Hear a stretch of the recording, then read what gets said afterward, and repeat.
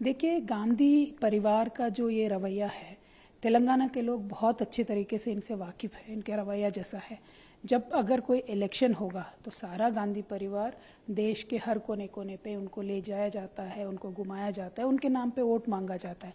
लेकिन जब असली मुसीबत लोगों के ऊपर आती है, जब कोरोना आती है, जब ऐसा बिल कुछ बनता है, ऐसा कोई आपत्ति लोगों पे आती है, वो कहीं नहीं दिखते हैं।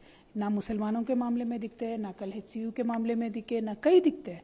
जब अगर इलेक्शन था तो HCU में आए थे राहुल जी, आज इलेक्शन नहीं है तो नहीं आए।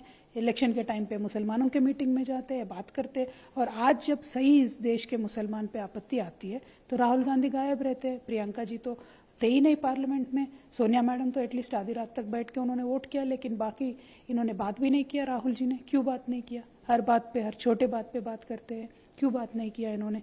तो इनका बिल्कुल गांधी परिवार का जो रवैया है, आज पूरे देश के सामने उनका पर्दाफाश हो चुका है कि असली आपत्ति जब आती है तो कांग्रेस की गांधी परिवार लापता हो जाती है।